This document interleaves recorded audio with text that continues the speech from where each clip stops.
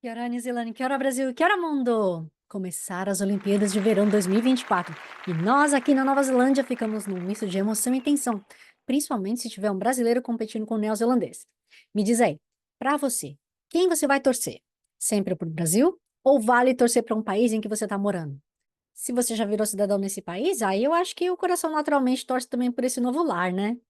No episódio de hoje, a gente vai falar sobre alguns fatos interessantes que eu andei pesquisando sobre os atletas da Nova Zelândia, do Brasil e o Comitê Olímpico. Ou seja, pega seu passaporte que hoje nós vamos viajar juntos pelo mundo dos esportes. Então, eu adoro Olimpíadas e sempre procuro acompanhar várias modalidades. Só que uma coisa que eu notei morando aqui na Nova Zelândia é que as transmissões daqui favorecem, obviamente, este país e muitos de nós queremos ver os jogos com foco nos brasileiros, ou quer dizer, até os jogos, as modalidades, né? E outra, será que sou só eu? Ou realmente os locutores e comentaristas brasileiros são diferentes e trazem sempre uma informaçãozinha que deixa tudo mais pessoal e interessante, tipo, sei lá, uma curiosidade do atleta, sei lá, comida favorita, até algum comentário sobre os pais do atleta. Eu não me lembro de ter visto ou assistido alguma transmissão americana ou kiwi com esse jeitinho, esse toquezinho brasileiro. Mas enfim, se você concorda comigo, me diz, ou se você acha que não também. Aí o que a gente acaba fazendo é assinando pacote de certos canais ou baixando um VPN para assistir as transmissões brasileiras, aquelas caixinhas também. Como é que você vai fazer para assistir os jogos? Me conta que de repente você tem alguma dica ou eu não estou sabendo, sei lá.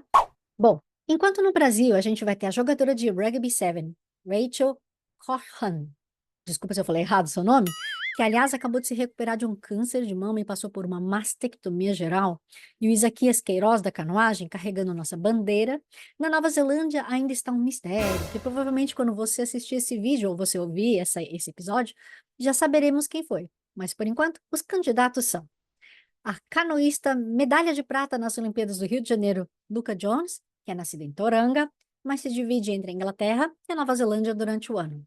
Ou ainda, o triatleta Hayden Wild, conhecido também como Falcon. Ele nasceu em Topo e foi medalha de bronze em Tóquio. Temos também a atleta neozelandesa com mais medalhas até o momento, a canoísta de águas planas Lisa Carrington. Bom, sobre ela, acompanha aqui comigo. Nascida em Toranga, mas criada em Orope, que é uma regiãozinha lá em Whakatane, Lisa atualmente treina nessa região de Bay of Plenty. Ela é mestiça de Maori Pakeha e, como muitos kiwis, jogava netball e sonhava em ser Silver Fern. Ela tem diversas medalhas de competições internacionais, mas a gente não pode deixar de destacar a medalha de ouro em 2012 nas Olimpíadas de Londres, o bicampeonato no Rio de Janeiro com outra medalha de ouro no K1 200 metros e uma adicional de bronze no K1 500 metros, se tornando a primeira mulher kiwi a ter mais de uma medalha em uma mesma Olimpíada. E por isso, ela foi a porta-bandeira da cerimônia de encerramento do Rio de Janeiro. Em Tóquio, ela não pegou leve não, defendeu seu título e conquistou o tricampeonato no K1 200 metros. E no mesmo dia, ela papou mais uma medalha de ouro com a parceira Caitlin Regal no K2 500 metros e não parou por aí. Dias depois, ela conquistou mais uma medalha de ouro no K1 500 metros, se tornando assim a atleta kiwi com mais medalhas olímpicas de ouro na história. O New Zealand Herald refere-se a ela como Greatest of All Time. Aí quando você vê a sigla, significa GOAT, in the boat. Ou seja, a maior de todos os tempos em um barco. Mas a sigla fica essa combinação engraçada, né? Ah, bom, se ela é a GOAT, a cabra, no Brasil a gente vai chamar ela então de cabra retada, como é que a gente fala, né? E eu acho que vai ser difícil bater essa candidata aqui para carregar a bandeira, né não? Temos também o Thomas Walsh, que é arremessador de peso. Gente, eu confesso que eu não sabia que em inglês se diz shot putter. Mas enfim, aprendi mais essa. Ele nasceu em Timaru, lá na Ilha Sul, perto de Christchurch, e tem uma medalha de bronze conquistada em 2016 no Rio de Janeiro e outra de bronze em Tóquio. Claro, não poderia faltar uma Silver Fern. E quem melhor que Portia Woodman Wycliffe para representar essa mulherada poderosa, não é mesmo? A fera tem uma medalha de prata conquistada no Rio de Janeiro e uma de ouro dos Jogos de Tóquio pelo Rugby Sevens. Ela anunciou que estes, inclusive, serão seus últimos jogos e que ela pretende fechar a carreira com chave de ouro, ou melhor, medalha de ouro. Só de curiosidade, parece-me que nas últimas Olimpíadas teve uma alteração de quem ia ser o porta-bandeiras da Nova Zelândia na última hora. Então vamos ver quem vai ser dessa vez.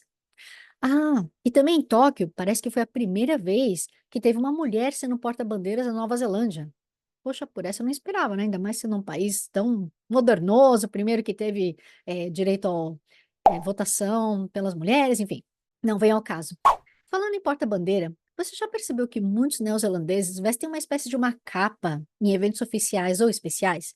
Então, essa capa pode ter diversos nomes dependendo do que ela é feita. Tipo de pena, de fibras amarradas. E um desse tipo de capa seria a Korowai, que inclusive vai ser utilizada na abertura das Olimpíadas pelo porta-bandeiras. E pasmem, essa das Olimpíadas foi batizada de Tehonoki Matariki e foram feitas por 15 pessoas.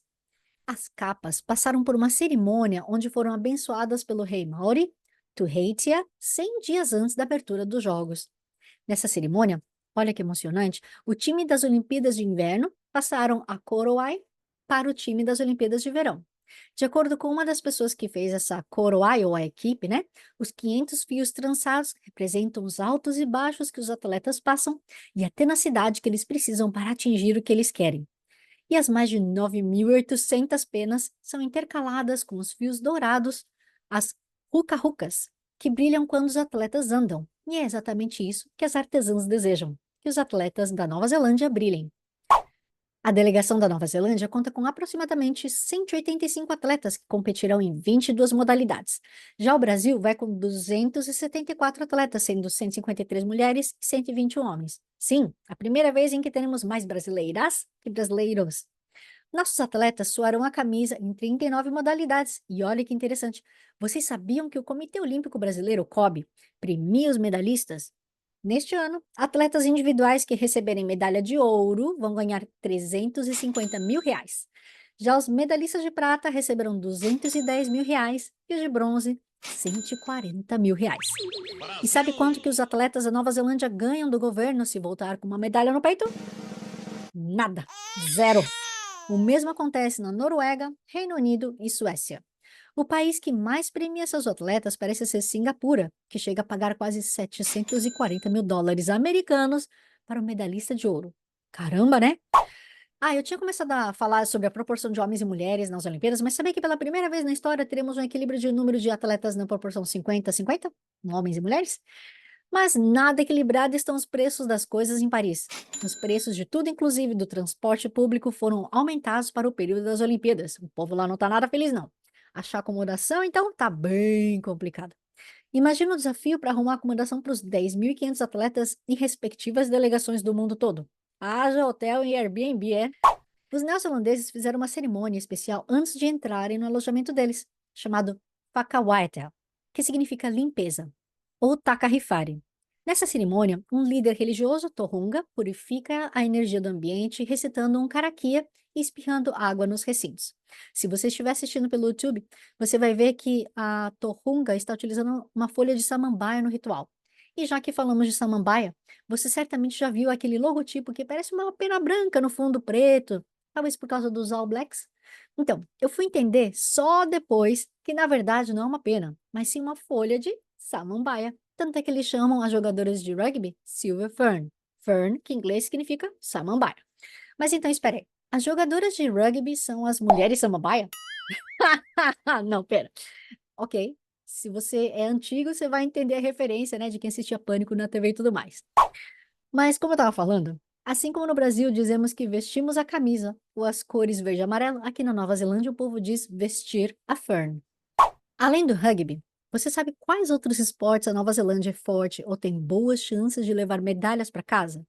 Bom, eu vou tentar falar alguns, mas se você quiser me dar dicas, comenta aqui no vídeo do YouTube ou me manda mensagem. Combinado?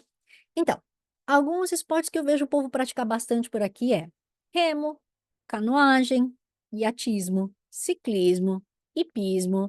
Tem também muita gente fazendo, obviamente, natação, futebol, artes marciais, cricket, mas enfim.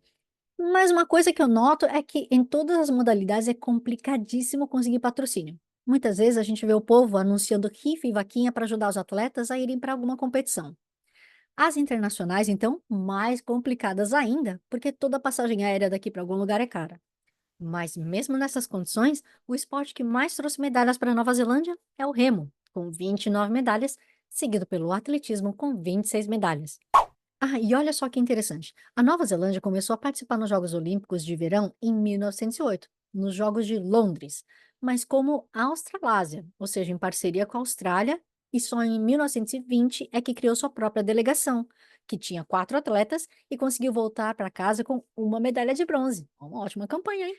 Mas agora, vamos falar, por exemplo, do Samuel Tanner. Ele é um Maori que nasceu em Papamoa e vai concorrer à corrida dos 1.500 metros.